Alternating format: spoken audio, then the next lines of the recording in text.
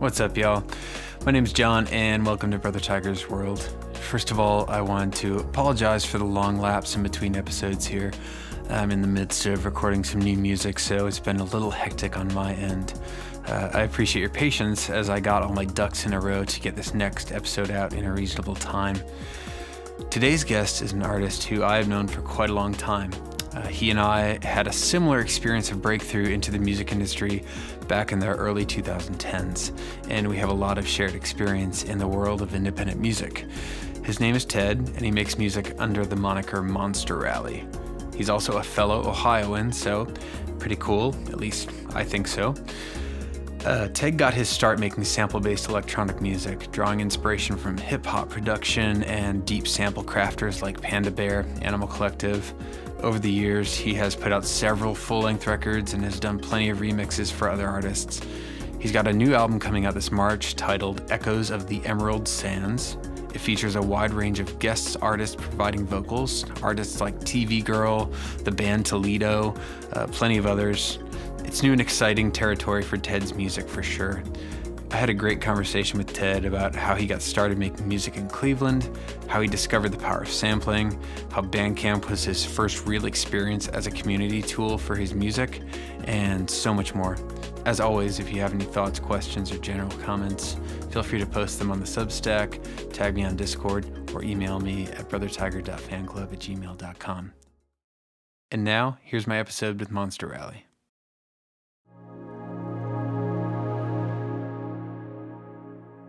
Hey, what's going on, man? How you doing?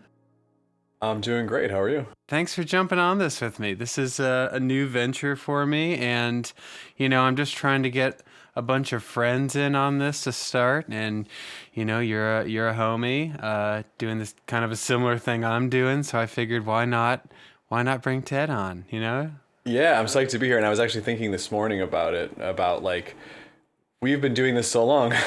Yeah. Because I recently had the 15th anniversary of my first record, and it was like at the beginning of this year. And I was like, first of all, that was just a mind blower in itself. And then I was thinking that, I met you like right around the same time. So we've been doing these projects for probably that amount of time. That's crazy. Yeah. Yeah, it is really nuts. Like our kids would be in high school. Our music project kids would be in high school. Yeah, I was thinking, actually, one of the things I have on my list of questions for you is, like, if you remember the time we met, like, in real life, I think for the first time, it was at South by Southwest in, like, 2013, I want to say. Yeah, now that you say that, I do remember, because I was racking my brain there for a second, because I wanted to picture it being in Columbus or maybe even in Brooklyn, but you're right, it was at South by Southwest. I remember this. The other thing is that I recently found a flyer that I made for a show with me, you, and TV Girl at the Lot 1 Cafe in Echo Park. Yeah, I still remember that show. Do you remember this? Yes. Yeah, I remember it too, yeah. Like a tiny little box. That was 2015 or 2014 maybe. Yeah, it was, I think you're right, like 2014. I want to say. And we hired my buddy Will, who does my sound on tours. He brought his PA system for that. And he brought all his stuff into that tiny little cafe. Yeah. Yeah, it couldn't have been much bigger than the room you're sitting in right now. I can kind of picture it. It was very small. Yeah. Those are good times, honestly. It's funny. I often remember that show, and every time I go back to LA, my friend Will always points out that he's like, remember that's Lot 1, and now it's like a burger place or something. It's funny. I have a similar experience of a venue in Cleveland from way back in the day that I played in with my first band ever. It was this place called The Pit. And it was like a 4-story old sort of building from the 20s maybe. And I played bass, and I used to have this like 810 Ampeg cab, because it was all about show. So I had this giant cab, and I would carry it up these flights of stairs. And my band was so bad. We were terrible. And the people were like, when we played there afterwards, they were like, listen, don't come back until you practice more. Oh. Oh, yeah. And I was like, oh, okay. And I was 15, so I felt like such an idiot. I was like, oh, okay, fine.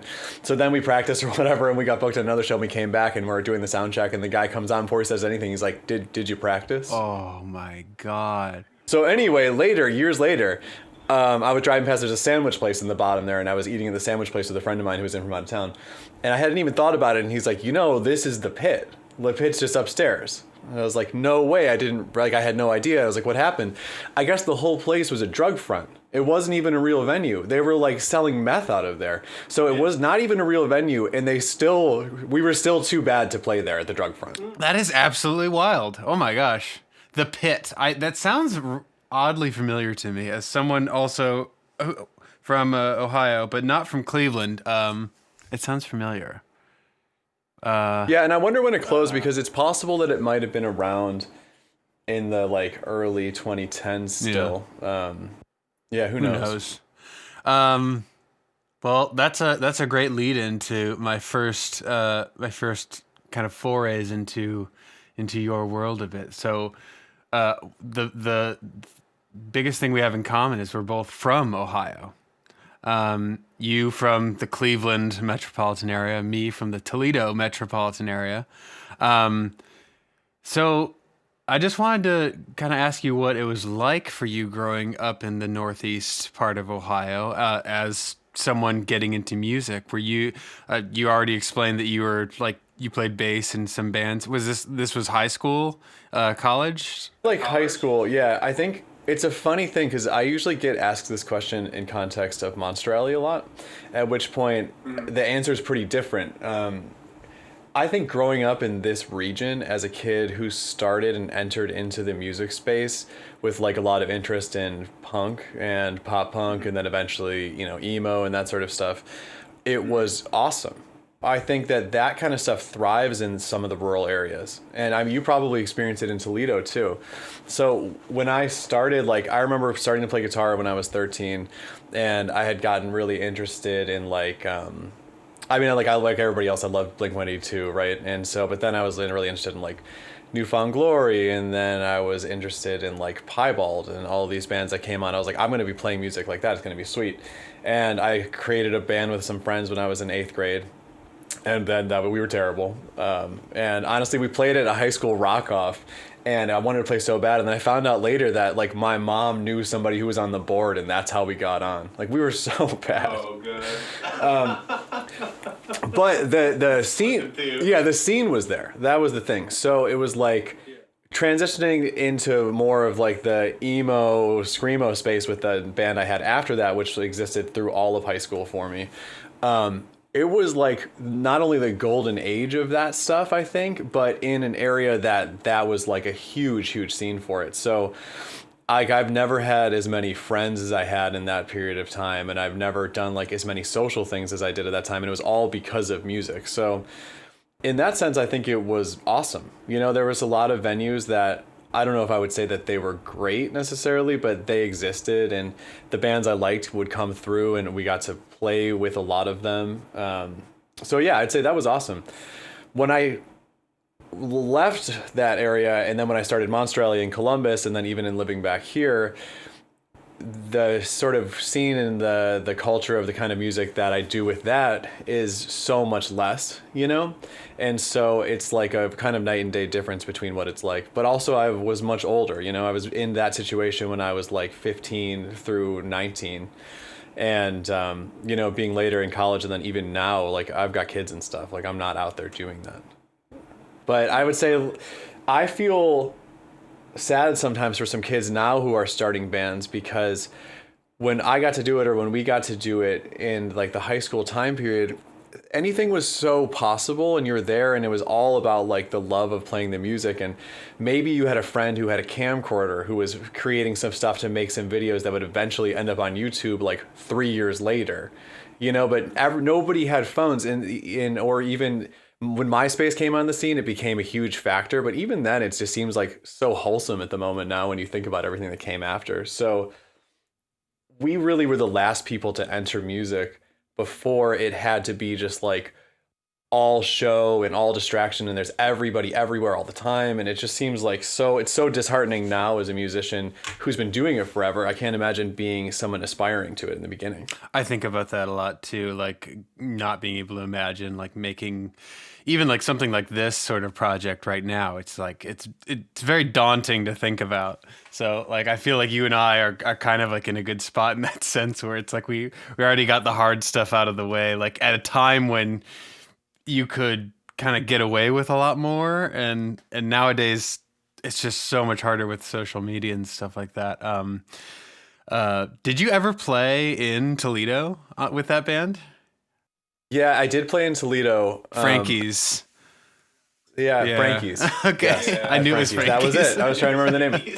Yeah, and it wasn't. And there was a few venues in Toledo. I went to see Thursday and Me Without You play in Toledo one time at this venue that was like really segmented. Yeah. There was like 3 rooms. It's gone now. I forget the name of it. But it was kind of like in a really rough part of the city, right? Yeah, I can picture that. Yeah, Toledo's like you were describing kind of the scene of like the screamo punk sort of scene. Toledo was very much like that too. I mean, I feel like all the Midwest was like that's a big hub for that. And so I was never really into it myself, but I remember like always being invited to those kind of shows like in high school, and I would always be like, no thanks. not for me. Yeah, it's too funny. Well, and I was just talking to my wife about this the other day, that it's like, because we were talking about my tour and the routing of it, and you feel like, you know, you're limited by only doing some of these places. But back in the day, like I used to play in like Allentown, Pennsylvania, and I would be in Lima, Ohio, and all these different places where there wasn't a following. It's just that the groups of people who liked that music was there, and you would show up and they knew that this was a screamo band or whatever. And then there would be like 300 kids. You know what I mean? Like I'd kill to play some of those shows now, and they just came to be there with the group. That's cool. Yeah, and that's another thing that I feel like is gone from like the you know the music industry now, or it's definitely faded. It's just like they're like, oh, I don't know what this is. I'm just gonna go experience it. Like it's. Yeah, and you know that friends are going to be there, and you're going to meet people, and it's a whole thing. But yeah, I don't think that's really a thing. No, it's funny you mentioned Allentown too, because I've my producer who I work with, he lives in Allentown, so I've been in Allentown for the past I've been there for like 3 weeks this year already. So I actually just got back. It's a legit place to hang. It is, yeah, and it's a big area for the pop punk sort of like hardcore scene too. Like I wouldn't say pop punk, I guess, but I guess nowadays it's a big area for hardcore, which is what my buddy he does a lot of production in that sort of world. So it's interesting to see. So you did that for a time, and then how did you transition into making music like Monster Rally? Like, was it just kind of you were always kind of experimenting with stuff on your laptop, or? Not even really. I think what happened was that I had been in this particular band from the time that I was 15 until I was 19. It's crazy. And that is like and we were very serious, and we did a lot of stuff, but that is such a period of time usually of like growth for people, I think. And so the same things I was really diehard about when I was 15 just were not the case when I was 19, you know? And I think I still love the music that we were playing, but over those like last few years of that, I started getting a lot more into other, you know, like indie bands and like some sort of underground hip hop stuff. But it's kind of funny, like what it was for me is that I heard that Panda Bear record and Person Pitch, and I had already loved Animal Collective, and I also growing up was always really interested. Like I always loved hip hop, you know, like mostly mainstream stuff. And then I remember downloading instrumentals of stuff on like Kazaa and LimeWire and stuff, because I was just like, these are sweet. And then me and my friends would try to freestyle, and it was so terrible and bad and embarrassing. But I was always interested in the producers, you know? And so like I kind of had that knowledge and sort of faded a little bit when I was in the other phase of music. But I remember hearing that Panda Bear record and being like, all right, so this is my first time experiencing sampling, I think, in that way, outside of hip hop, you know? And so that was around the time that I was like getting kind of into collecting vinyl for just like generally indie bands at the time. And then I would just start buying stuff that looked cool, and a lot of the stuff was like tropical looking records. And I remember finding the Mad Villainy record, and I had never heard of Madlib or Doom at all. And I saw it and I was like, well, this looks awesome. And I took that home and had the same kind of experience as I had had with the Panda Bear record, where it was just like light bulb kind of, you know? And I was just like, I didn't know that hip hop could sound this way, you know? And I was like, I need to do this. I want to do this, exactly this. And so then I just looked up all the stuff like, what kind of gear does Madlib use? What, you know, all this sort of stuff. And I wound up buying that Roland 303 sampler. Okay. I was gonna say, did you get an SP404? But yeah. The 303 first. Okay. Yeah, and it was busted. Those machines are awesome. I don't know if you ever used one. Not really, honestly. No, but yeah. Yeah, the new ones are the 404s and all those are cool too, but the 303 there's just 4 pads and it's so much simpler and the effects are cool. But yeah, so at that point I'd already had this kind of stack of these records where I was collecting, and I bought this sampler and I was just like, I'm gonna get after it. And I had like a toy record player, and I plugged it into there, and that's how I made the like full first record, was just like with that machine and that record player. So cool. Wow. Yeah. Yeah, and so then I kind of like fell into it, I think. And then time flies and you find yourself just like still interested in that little world that you've made, and you're like, it's funny how you got there, but honestly where you are now isn't that much different mentally, for myself anyway. That's cool. It's interesting.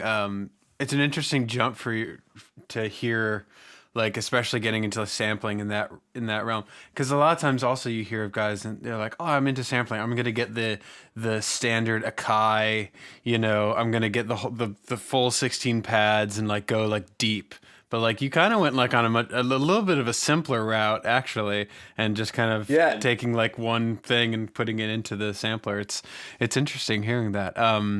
Yeah, and I think I needed to. That was the big thing for me. It had I gotten the MPC, I don't think any of it would have happened, because it was such a like, so much of what I was doing, and even like for so long, and so much of it now, were sort of like, I've never been a particularly skilled technical producer. You know what I mean? I've always, even when I was learning to play guitar, right? I never really had that much interest in learning how to play other songs. And even to this day, I've been playing a long time. I don't know any songs, you know, but I'm always was just like noodling, trying to make something of my own. And so the 303 really gave me so much of that opportunity, because it's just very tactile. You know, you're hitting, you're on time or whatever. You're like picking phrases that speak to you and putting them together. And it's just like, yeah, it happened pretty seamlessly. And then years later, I actually bought an MPC because I was like, I should use one of these things. Everybody has them. It's a whole thing. People I love use them. And I had it for like a month and I sold it, because I was just like, this is not helping me. Yeah, they're pretty complicated. They're pretty complicated, and the stuff that people have done on them is amazing. And when you try to use one for yourself, and then you listen back to some of those records that were made entirely with them, you're just like, man, these people they're crazy. Yeah, I got one as well, and I tried to. There was a time when I was like, I'm gonna be DAWless when I play live, and I was like, this isn't gonna work. It's not working for me. It's a funny thing too, isn't it? That's like a thing where we all feel like a weird pressure to not have a computer. Yeah, I still go in and out of it. I mean, to this day, it's just like, but I don't know. You know, you just gotta accept that most people are doing it and just roll with it. Yeah, and even the people you go see that you don't notice it, like bands and stuff, you're just like, they've got it. It's there. Somebody's controlling it. It's there. They probably have 2. You know, like I played some shows with bands and they have like 2 set up running different things on like a full tower, but you don't see it. Yeah, like the side stage thing. Yeah, exactly. Yeah, like with the redundancy and whatnot. So when you were making the songs, were you sequencing everything within the box, or were you like recording the performance into your computer, or was it? Yeah, it was pretty much all recorded into GarageBand. So the first several records are all just pretty much like 90% happening on the machines, and then I'm just using GarageBand basically as like a 4-track. That's really cool. I was gonna ask you like what was the DAW that you started out with. So GarageBand was your entry into. GarageBand was the way I worked for like a long time, until it's just off the screen here, I have a computer that's from like 2009. And I stopped using GarageBand just because I was like, this is gonna not work so soon, and I'm gonna be screwed. And so I need to like push myself to do something else. So what are you using now? So now I'm using Ableton. Okay. And I had messed around with a few things, and then I wound up Ableton. Once I figured out generally how to do it, and like I said, like I'm just not particularly good at this sort of stuff. So I got in there, and once I figured out that it's just like, oh, okay, here's my section, and I can do this like it's a 404, and I can record in these sections, and it'll loop for me, and then I'm there, and then it was just like, sweet. Yeah. And so now I'm sure I use like 5% of the functionality, but it works. Yeah. Yeah. I've been using Ableton since I was 15, and even I'm like, there's so much I don't use on it that's like, you know, I'm kind of stuck in my ways with it, but you know, it's good in that sense where it can like function as like a in the box sort of sampler where everything is there for you to like do loops and stuff like that. That's kind of why. And it's funny too. Like I hear that, or I think about, you know, John and Rum Tum and all that, and I think I have some envy when I think about how long you guys have been using these sort of programs, because I feel like I should have done it so much sooner. I wish when I was in high school I was using Ableton. Yeah, it's funny. I mean, like I just remember, like I think the first one I started on was Ableton 5. That would have been like 20 like 10, and like even earlier, like 2009, and just remember like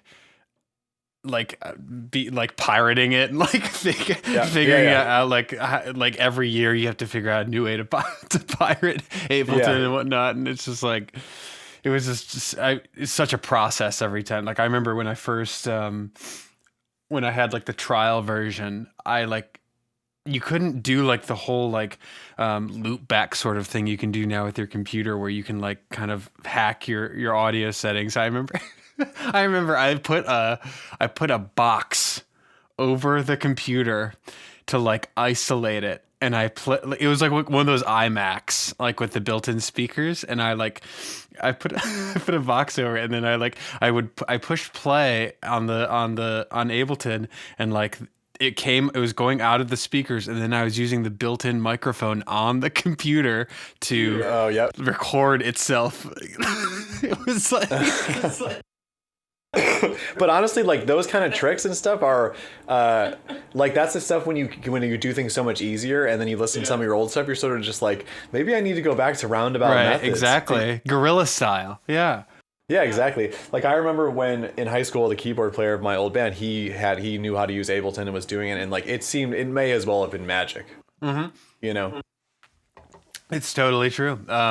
Yeah, I felt that way like with people using Logic, and like nowadays, like I don't use Logic at all, and like it doesn't really work for me. But at the time, I remember being like, that looks really cool. Looks a lot more professional than Ableton. But nowadays, it's like I'm an Ableton freak, so.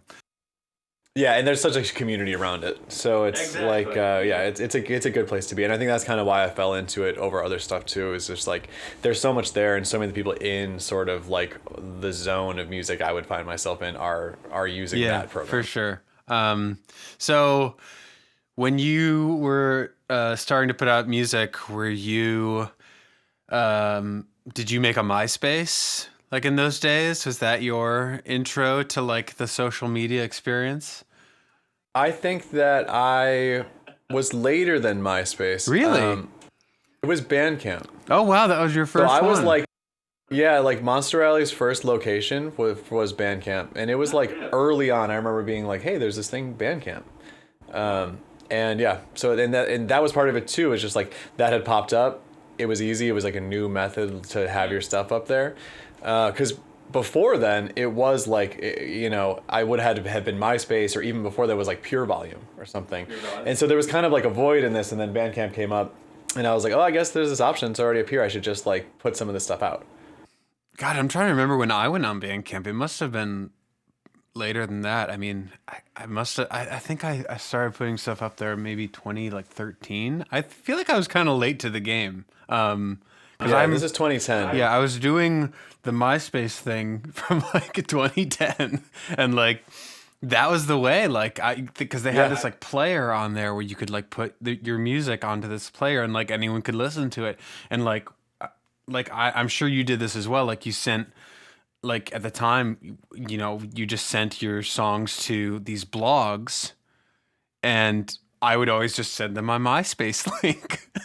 Yeah, yeah, and it worked, and because that was the time period for like 3 years where MySpace had transitioned to being like just focus on music, and yeah, and honestly, this is back to what we were talking about before with the getting into music now. Is I sent my music to blogs, and I received responses, and I got posts about it, and like my entire career is indebted to like Gorilla Verse Bear. Yeah. You know what I mean? Like, thank God somebody listened to it and posted it. And then that was like a little circulation that was just lit the fire of stuff, It's crazy. Like I was trying to think about all the, like I remember I had like this list, and like every time I put a new song out, I was like, I send it to like these 20 sites, and like most of the time you didn't get a response, but occasionally it would be like, okay, I'll put this up tomorrow. And it's just like, that's how it works.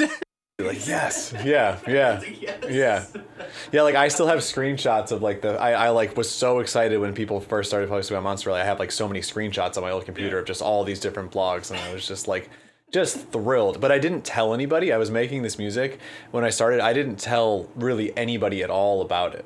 And like Kelly noticed I was doing some music, but I wasn't even really saying much to her. Wow. And then I remember just like when there was some stuff out there, I just sounded like something to my sister, and they were just like, what, are you kidding me? Like, you've been out here releasing music on your own? Because it was a big deal that I had left this old band, and it was like 2 years when I wasn't really doing anything, and music had been like my life forever. Yeah, it's just funny. It is. I think about it a lot, and I credit a lot of like where I'm at to like some of those sites as well, just because. Yeah, it was just a different time, and it was like in some ways easier, in some ways, but in some ways like harder too. So it's like, Yeah. I mean, obviously we didn't have like, streaming and Spotify and like just like this like ease of just uploading songs, but often like I also think like it was kind of cooler back then because it's just like people were still like, they had this player that they put all their music on still, and that was like its own distinct thing. And it's interesting like trying to look at the parallels between now and then, and like the differences, and like just kind of seeing like what's in the middle of all of that. Yeah, it's interesting. Yeah. Well, I was thinking too, what biggest thing I think is that with what we didn't have to do that you have to do now is that there wasn't the social media component. And so now I feel like bands have to come in and you have to be like 90% comedians and then like 10% musician. And so you come in there, you have to capture people. Everybody's like telling you to capture them with all of your, with whatever. And it's like, so much of it's like, it doesn't even have to be about music. They got to love you first and then they'll listen to your music. Be like, okay, maybe, but not most musicians are not cut out for that style. You know what I mean? There's just a very like small crossover of people who are really good at that. Right. It's because like everything's hinging upon the virality of the situation every time. And yeah, it's always just like, well, you have to like, it's content. It's like, no, it's like, I'm just hoping like people like my music. It's like, no, but it's like also, it's more so content now than anything. It's like, you got to get like live footage. It's like, no. All of it. Well, that's the thing is I get so bogged down about it. And then this is where you look at other people and are like, everybody's doing everything so much better than me. And you think about that. But then I've always tried to remind myself, like, listen, I'm not that kind of person. You know what I mean? And so. I'm the same exact way. And lately I've been trying, like always trying to stay grounded about it. And just like, I'm putting out the stuff I want to put out, and like, the hope is that people see that, So you right now you're independent still, technically. You were on a label at one point in time. For many years. And I feel like you were on them Gold Robot for a while, right? You were connected with them for a long time. Yeah, I think almost 10 years. So it was like they released all my like every record until 2019, so 2011 to 2019. That's a long time. Yeah, it was just easy. I think that Hunter from Gold Robot, I met him and we just worked really well together for a long time, and it just flowed. Yeah. It was nice. And then ultimately I was just feeling like I could do it all myself in a way that I wanted to, and I was capable of it. And so it just felt like a normal thing to do. And it was all good. Like, we're cool, and it was fine. It was good for everybody. Yeah. So that transition from label to pretty much doing everything yourself, like how has that been for you? Was it like, did it take you a little bit to figure some stuff out, or was it pretty quick to catch on to things for you? Yeah, both, I think. I had been pretty much doing so much of it anyway. And so because Gold Robot, it was just one guy. So it's like him and I sort of working together on a lot of stuff. And what was, I think, really helpful for me for a long time was that having kind of a sounding board when you're a solo musician, to have someone else who's like pretty invested in your project, who knows it and can talk about it. And like, honestly, that I think was the biggest value of that. So what I felt like when I went and moved away to be on my own is I kind of lost that person. And so that was, I think, honestly, the hardest part. All the other things, like I knew how to press vinyl, I knew how to get my music uploaded, I had all the contacts for the people I was emailing, that sort of thing. But I had to like recenter in myself, which is kind of a funny thing. And then around that same time, then I started working with a manager when I had never done that before. And so that was helpful because he would start doing things that I wasn't ever even doing before when I was with the label. So now it feels like very normal. I think for people who make music on their own, we tend to be like very controlling and kind of perfectionists. And so for better or worse, that has been like allowed to thrive. And so I think that is good in a lot of ways, even though sometimes it makes me miserable. Yeah, I totally agree. I vibe with that, all of that, pretty much. It's like the exact same situation as me, I think, like, because I was on a label for a little bit, not as long as 9 years, but about 4, and then like I decided to go independent too, and like like having a manager jumping in, kind of replacing that role of like someone who understands your vision other than just yourself, like that really helps. And like and I think like it's kind of like an echo chamber for me, just like in my head constantly, just like, is this good? Like am I it's a clear, like always like imposter syndrome that's going around this room for me, and I'm always just kind of like, it's a lot of second guessing. So having someone, like, it's really important for me, and it sounds like it is for you too. So it's good to hear. It's funny too, because I think that, there is so much like second guessing and doubting. And so it's nice to have someone else to talk to about it. But also it's another funny thing is because you get a lot of I get a lot of my own like stuff and insecurities, whatever, like put back in my face a little bit when I'll share something where I'll have some ideas and I'll like get critiqued on it maybe, or just it's like the lightest thing, or maybe a disagreement even, and I get so mad. Like my initial reaction, if like you or my manager or something like has a critique about something, I'm just like dude. But it's not even about him or anybody else. I just have to like give myself a minute to take it in. You know what I mean? Because it's not even that I think I'm right. It's just like, I think that I'm hoping I was right. You know what I mean? And more often than not, and that's been the case for a few things where I feel like actually the people tend to be right, not necessarily about the opinion they have, and sometimes that's right too, but in just about like, the whole push is like, what if you thought about this differently, And that is almost always like a good thing to do. Absolutely. Yeah. Just like, it's like, for me, it's also like, it's similar in like like someone else mixing your record or something, like, or like having another set of ears mastering your record. Like, it's the same sort of mentality to me. It's like, it's so difficult. It's always healthy to have, another voice giving another opinion, I think. Yeah, the record I'm doing now is the first time I've had any of my music mixed. Oh, really? Yeah. And it's been a real learning experience for me. Yeah. And I think it's been necessary with this one because it's the vocals, and so like I think I'd mess it up if I tried to get in there and mix things properly, because it's a whole different beast to have the vocal arrangements in there. So yeah, but it's been interesting, and makes me realize like how much I haven't had any of that, getting into it. Right. Well, okay, we're going right into my next topic. Your new album, it's coming out in March, correct? March 27th? Yeah, March 27th. Nice. And this is your first like full non-instrumental album.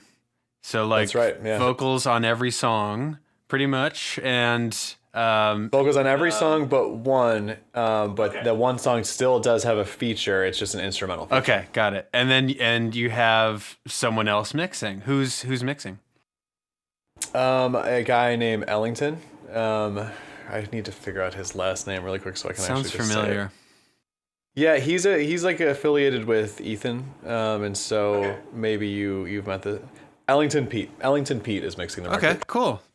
And yeah, he's doing a great job, and he's been very patient with me, which is great because I have been struggling with it, and then just coming back to like changing some things on my own. It's been a lot of like, I've made these songs and I'm trying to get them to sound right, and then I'll send it and I'll have some thoughts about the mix, and I think like what my problem is actually on a lot of this stuff has been on me, you know, and so I'm like, all right, so actually I need to go back and fix these sort of things before they can be in there and to be done. Yeah, it's an interesting phenomenon, and I think I deal with that also when I'm in the mixing process with like my friend John. He's produced and mixed everything I've done since 2015. And before that, I did everything by myself. I was like fully in my own head about everything. And I can mix a song pretty okay. I'm not like horrible at it, but like once he did my first record in 2015, it just like changed my whole idea of like how much bigger things can sound, and like how, like we were just talking about, having another set of ears or another set of eyes on your project, even if you're solo. But that whole like it's on me to fix, like that's like 99% of all the problems I have with mixing. It's just like, no, it's just like I didn't deliver that vocal line properly. Like I could like there's just like this tiny, like I didn't say that one syllable right. Like that's on me. It's like not something he can fix. So it's definitely something I know that feeling too, and it's just very wild to like realize that in the moment, and then like be like, yeah, okay, I gotta fix this. I'll send you another stem, like. Because ultimately, like, so much of it comes down to you, and it is so hard to let other people in the room, basically. You know what I mean? But also, and this is one thing I'm trying to come to terms with myself, is just like I can't do it alone. I can't do everything alone, or I can't do things the way that I want to alone all the time. And so I'm going to have to let people in there, and it's going to be different, and I need to work on being okay and like optimistic about how that difference could be good. Yeah. You know? Absolutely. And I think I've learned that a lot over the past like year of working on this record in particular, is like a lot of it has come out in a way I never would have expected, and I'm really happy about it. And so it just, I've been trying to let go a little bit and have some sort of like expanded, you know, area of what I think the project can be.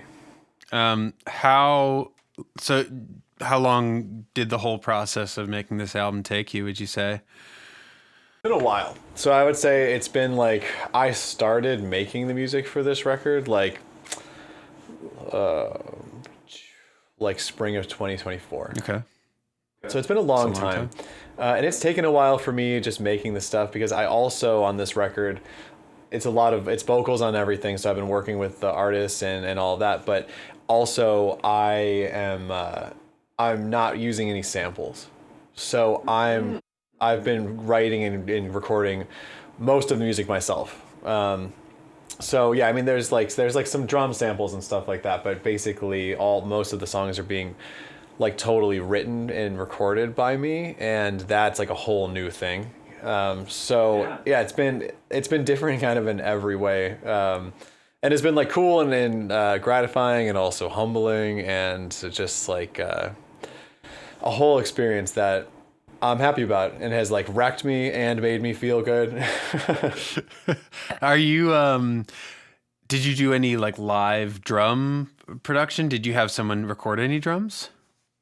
There's some live drums. Most of the drums, a lot of the drums are programmed, but still with live drums. But yeah, there's some live drums, but that's like the main thing I don't have, is like mostly live drummer. Except on a couple tracks I do, and then I feel like, oh man, I should go back and redo all of this. And recently at my live shows, I've been playing with drums, and I'm just like, all right, this is it's made me rethink a lot of stuff. And for this one, I just feel like it's been happening too long. I want to finish the record. I don't want to make these huge changes. But in the future, I feel like I'm just going to be getting after a lot of like live drums, live percussion stuff because it's fun. It's so fun. Yeah. I just did a drum session in New York with a guy, and it's just always so surreal to me, like bringing a live drummer in on my stuff, because it's like I also, and I don't know if you feel this way, like especially in the mixing process, like with like demo-itis, when it's like you make this demo and you're like, the way I work is like I get a song to where it's like maybe 95% of the way there, and then I bring it to my friend who's producing, and he was like, "Oh yeah, we need to put live drums on every single one of these songs," and I was like, "Okay," and then we do it, and it's like, "Oh, this was totally the right move. This is like so great," but it's like I'm so stuck in my head with like the way these demos sound, and it's like I really like this breakbeat loop that I have, and like he's like, it's fine, I'll still incorporate it, but like we're gonna layer that with like actual drums. It's just interesting the way, and maybe you experienced this too, like when you were in the mixing process, like, well, I kind of like the way my demo, like I did this little thing, and it's like this weird thing you have to kind of dance around. All the time. And actually, so I would say if I have had one problem in this entire period of a year and a half or whatever, it has been demo-itis. It's like such a problem for me because I will make something and I'll say that I will get a track, to be like 35% of the way done. Like I'm not even going that far. I'll come in, I'll have an idea of a demo. It'll be like pretty stripped down, but it's like giving the vibe or whatever that I'm trying to have. And then I will listen to it so much. And then that's the song. Exactly. You know what I mean? That's the thing. And so then I'll come in and I'll try to add some stuff, and like even I'll have the struggle demo-itis myself, and I'll do it and I'll get to a point where I feel like, okay, this is good. This is actually done in what I think is done. But then it's just layers and layers of change that come after that. So it's like, then you send it to mixing, and the, guitar effect and the volume that you spent 4 hours just tweaking with is suddenly different or a little like washed out in the mix. And you're just like, it may sound better. It may sound a lot better if you play it for somebody else, but in your mind, in my mind, it's not the song that I know, Yeah. So then it becomes the question is like, well, so what do you want? Do you need the song that you know, or do you trying to put what is kind of objectively the best version of the song out there? And it's kind of like you have to let things breathe a bit, especially with other people coming in. And it's like, because ultimately you're putting your trust into them, but like with that comes some like, they have like a different sauce than I have, and like, if they're bringing that in, it's gotta work. And like, like whenever I start something new, I remember I always get the same feeling at the beginning, like, what are we doing? Like, this is kind of going not the way I want. And then like, there's always just this moment where it like hits, and it's like, okay, this is good. Like, this is ultimately going to be really good, and it's going to be like 20 times better than me doing it by myself. But yeah, exactly. And that's the thing is, I mean, I have to be willing to let that space exist where I'm not being so rigid. And then like with the vocals, so then we'll get that, and then the vocals will come in, and we'll need to change some things around because I'm not normally thinking about that, but I can't have all of these things necessarily happening if I'm going to have like a top line vocal on all of this. And so things need to get stripped back, and I think like, oh man, like I really liked that little like melody I was doing there, but also if I have it in there, it's going to mess the whole thing up. What's kind of... no, please continue. I was gonna say, no, so I would say what's kind of cool about this though, and this is kind of the way I've made peace with it myself, is so I have the record that I've done with all the features and everything, and then I'm going to be releasing a second record that has like my versions of the instrumentals of all those tracks with a couple of other ones too.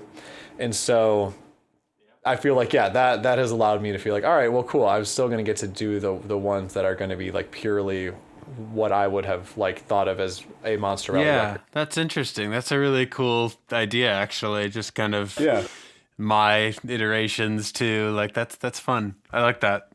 Taylor's version. It's a good idea. Yeah, I gotta be innovative these days.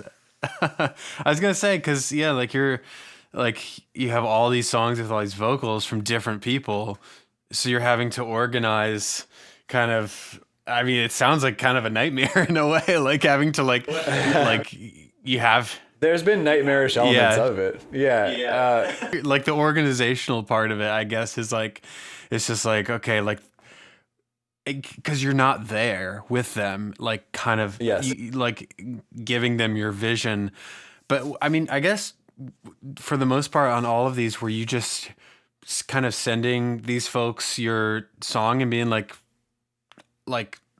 did you have with any of them like a vocal melody in mind or like lyrics in mind that you maybe wanted to contribute? Or were you just like, I want to see what you can come up with? Yeah, so I've been making a point of being pretty hands-off, actually, because I wanted to have sort of people take on their own vision, and I think for a lot of artists, that's a fun thing to do, to come in and just be like, what am I feeling most inspired by here? The way I worked it out with most of the album is that I was making a bunch of demos, and then I would have a playlist of a lot of the demos, and then depending on who I was working with, I would sort of pick ones that I thought would be good, and I would send probably like no more than maybe a group of 5 to somebody. And they would listen through, and like there was a couple that wound up, they worked on 2 and we chose 1. But yeah, and then I was pretty much just like, whatever you're feeling. And so if some people wanted to add some instrumentation or even do like mess with the arrangement of the songs, that's stuff that happened too. Some people came in and just did purely vocal stuff. Like the one that was really interesting was the TV Girl song, where I was talking to Brad and I was like, cool, and I sent him this stuff, and he came back, he's like, yeah, I'm working on this, and then he sent me back this song that has the rap sample and then the sample from etc., that girl group. I just got a thumbs up. I do not know where that came from, but okay. Yeah, and then it has, and then like the vocal arrangement on there is the sample from that girl group from the early 2000s, and it has no vocal from him, but it's still just like, all right, sweet. Well, that, like, he provided the vocal top line, you know what I mean? Just curated it basically and chopped it all the stuff. So like, I wound up getting, and if I had dictated what I wanted, I would have been like, I would like your vocal here, you know. But in not doing that, I wound up getting something that was just like different and interesting and cool all around. It's cool. I mean, I liked the other one that they did with those girls too. I mean, like, so you doing one as well. It was just like, oh, there's more of this. That's awesome. Like, I love that. Yeah, it's cool. And yeah, like him as like a curator more so than like a vocalist. That's an interesting concept, and like, I think it really. I mean, it's really cool. It's definitely unique, like a unique song. That's, yeah, again, like, to me, it's just like, it's got to be, I've only done top lines like a few times with other people, and for the most part, I've always had, because I sing, like, I've always had like the melody ready to go, and I've just been like, yeah, just do this. But like sometimes I've been like, okay, like maybe like, you know, give me some jazz of like whatever you want to do, like just free form. And sometimes it's worked out, but it's interesting, like just hearing your take on it as someone who doesn't really have like vocals, and this is like a new experience for you, just like being pretty free form about it and like letting people do what they want. That's like a really awesome way, I think, to collaborate with people. And I mean, it definitely, like, based on what I've heard, it sounds like it's working. It worked on this record. Yeah. So. Yeah, I've been super happy with it. And it's funny that you say that too, is that while I don't sing, I do have vocal melodies all the time when I listen to my demos, and like I'll sing it in my mind, you know what I mean? And the only thing, like, the past 15 years have basically just been a whole thing of me being like, should I just not be a baby and sing, you know? Because I feel like I'm thinking about it all the time, and it would be really helpful for me if I would just sing on these songs, but I'm just having such a hard time. I always have such a hard time getting myself to do it. Not like I think I'd be a great singer, but there's a lot of ways that, I mean, like, you don't necessarily have to be on some of this stuff. Of course, yeah. That's a goal I have for myself, is to just challenge myself and try to do some singing. That's cool. I mean, hey, I'm excited to hear it eventually, someday. Yeah, I'm sure it will happen sometime, but for now, this has been a cool way to do it and to work with a lot of people. Like, when it started on this record, I was just so happy that people I asked about it said they wanted to do it. Yeah. You know? And I was just like, oh, that's amazing. Like, I was so happy about it. And then then things like got stressful, and then I would get stuff back and it would be awesome, and then I'm going into mixing the stuff and I'm feeling frustrated, and then I get final product, and it's a real roller coaster. I'm sure. Yeah, it sounds like it, but it worked out. I'm psyched to be here where it is now. For sure. So one last question about your process before we move on to something to I guess the final thing. But you said you sent maybe 5 demos to each person. How many demos do you typically start out with before you start whittling stuff down? Or how many demos did you have for this record ready to go? So typically, for a traditional record I have done, I might have 30 songs and then need to come in. Yeah, and so and honestly, some of the records I have done have just been mostly songs left over from another one. So the last record I did in 2022, Botanica Dream, I had probably maybe there's 16 tracks on that record, and I probably had 35 maybe. And I remember this one specifically because I struggled so much deciding what was on the record and what the track list and everything was going to be. And then my plan was to take that with some other stuff and make some new things and release another record. I have most of it done, but then I entered into the concept of this one. And so that stuff is it's still there. It's on hold. The same thing kind of happened here where I just got really interested in making these songs, and I was doing them in new ways, and I was excited. So I had so many, and then I would just keep going because this has taken so long that it's just the stack just grew and grew and grew. And so the first people I reached out to had less options, than the people later. And then some of them got picked, but not so much at the rate that I was making them because I wasn't stopping. Yeah. So it was quite a bit. And was maybe actually looking back kind of annoying at the people I sent it to. Maybe I needed to do less. There were some people that I did send one song. That's what happened with the Sessa song. I love his stuff, and I was trying to place some stuff in there with some of the demos I had, and then nothing was seeming quite right. And I was I'm just going to make something specifically for this, and then I made it and sent it to him, and it that one came together really well. But most other people had several options. Wow. I'm envious of that. I think I'm always pining for. They're not all amazing. I mean, I'll say that. Having that many things to choose from is it seems so nice. I'm always just I think the most I ever had for a 10-song album was maybe 15, and it's just whittle it down just a little bit. It's funny. Yeah. Well, the truth is, honestly, for the way you were making music and the way I was making music, it's just different. You know what I mean? I could be with my samplers doing some stuff and crank out a couple. I could have a couple in a day if it was really popping. But I'm learning now doing this record, I'm suddenly understanding the plight of all my friends who have been making music in this way forever, that I'm just before I never cared how a snare sounded in a sample I was using. And now I'm here just auditioning 50 snares and changing all the EQ and everything. And I'm just I've become the monster. Yeah. It can be so arduous and tedious, but in the end, again, it's worth it. It's worth the struggle. This is years ago we went, my family and I took a trip to Peru, and we had this guide, and he was a funny dude, but he was talking about something, and we were joking about how we were walking somewhere, and my sister was nervous to do something, and I was kind of giving her a hard time, and then it was my turn to do it, and I was feeling very nervous, and then he says, first you mock the position, then you are in the position. And this is a joke on my family. We just say that to each other and over. But this is one I keep laughing to myself all the time when I'm just deep in the sauce of these mixes, where I'm just first you mock the position, then you're in the position. Just remember that guide in Peru every day. I think about it all the time. So I just have one last little list of questions for you before we wrap this up. But I did notice you have quite a community on Substack. You and I, again, share another sort of little element of our little careers that we have. I have a fan club on Bandcamp that part of it is connected to Substack. That's where I put this podcast, and I do like live streams on YouTube that I post up the audio of that on Substack as well. What made you want to build something like that? First, and second of all, like, why Substack versus something like a Bandcamp fan club or a Patreon?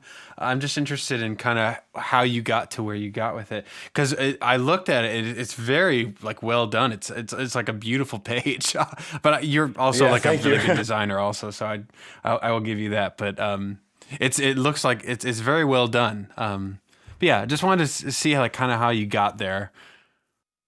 Yeah, so that when I started it, I think what it was, and the main reason, and maybe you felt this way too, is starting to try to like take the community into its own separate place was just like a lot of frustration with social media, where I've always felt like I've struggled there, and also having a hard time, people are always like, be authentic, but I'm like, I don't know if my authentic self exists here in a way I know how to do it. And so I had already... What's been really cool about a lot of the people who have supported my work for a long time is that I'll send newsletters about new music or something. And before I was just using like a MailChimp, and it was not regular. But people are always responding, and I'm sure that you get this too. And people like want to chat with you. And so like, I know so many of these people, because it's been like years and years of just like a small response from somebody, and then I'll write back and whatever. And I'll notice, and since I'm shipping, I've gone in and out of it, but like mostly I'll ship all my records myself too. So I'll see the people. And then on this last tour that I did, I like met so many of them, and it's kind of funny. Some people would come up to me and they would talk to me, and they're like being cool. And then they might tell me their name or something. They're like, yeah, I think we've talked. And I'll be like, yeah, I know exactly who you are. Like I know your name. I ship your records. Like we chat all the time. So that was happening.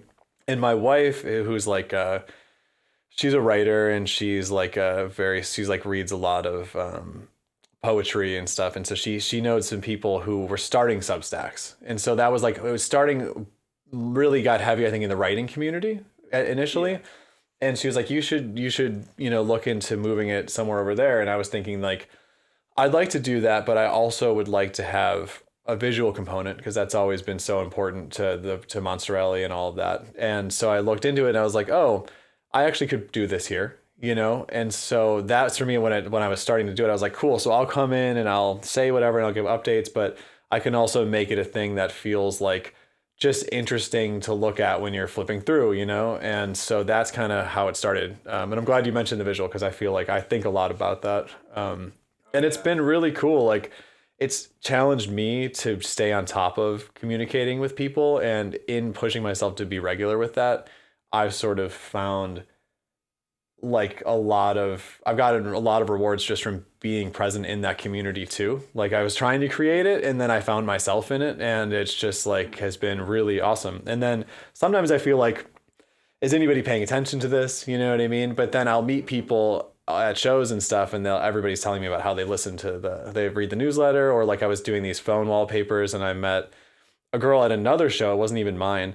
And we had met before at one of my shows, and we were just chatting, and she like pulled her phone out for something, and she had the background on her phone. Yeah. And I was like, oh, that's amazing. All right. So you've seen the newsletter. Yeah, that's cool. It does stand out to me, the design element. And I think it's really important as someone who, and it's like, again, it's like another thing that like, you're doing all of this yourself, and it's just like, like just have it, like there's so much that goes into it, but in the end it's worth it, because you're like it's more a sustainable community versus something like an Instagram or like a TikTok, where these people are dedicated to what you're doing, versus like this fleeting sort of like, I may get like 100,000 views on this reel, but then the next day I might get like 50 on like another thing I put out. Yeah, like at least you're getting consistency in something like this, sort of like a community experience, and that's what I like personally about it. And I'm sure you feel the same, but like just the amount of support you get first and foremost is great, but just what you're saying is actually reaching people. That like means so much in today's day and age. I feel like. Yeah. And to me too, I think that it's a group of people who want to be there. Everybody really wants to be there.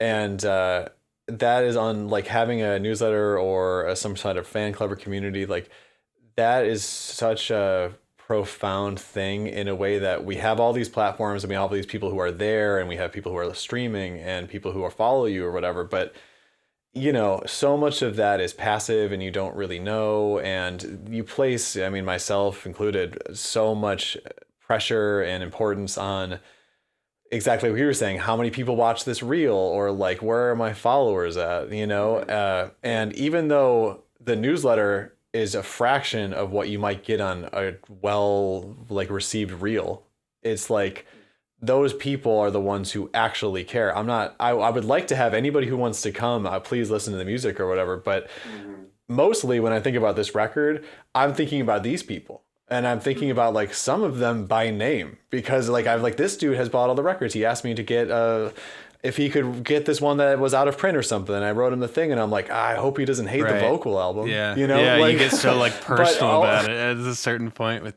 Yeah, right. But like that's kind of cool, instead of just being like, Into the Void, I hope people like it. Well, indie music is still alive and well with people like you, and it's great to hear that you've got like such a cool community going. When I checked it out, I was stoked for you, because I was like, this looks fucking sick, and like it, like I can tell like people are really like involved in it. So it's always a great thing to see. I think that's all my questions for you. We've been talking for an hour. But this was so great. We talked about so many different things, and I'm so glad you're able to join me and take some time out of your day for me. Of course, thank you for thinking of me. I'm psyched to be here. Really awesome. Great. For those of you who are interested, Monster Alley's got a new album coming out on March 27th. It's called Echoes of the Emerald Sands, and I'm really excited about the rest of it. And thanks for talking to me, Ted. Appreciate it. Yeah, thanks so much, man.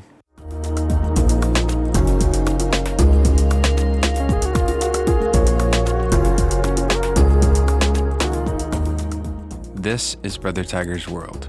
If you liked what you heard, definitely subscribe on whatever platform you listen to podcasts on. If you want to access the video version of the podcast, consider becoming a member of Brothertiger's World, the fan club on Bandcamp. Not only do you get access to the podcast version of my live stream fundamentals sessions, but you get access to back catalog material of mine, instrumentals, discounts on merch, and much more. Thanks for listening. See you next time.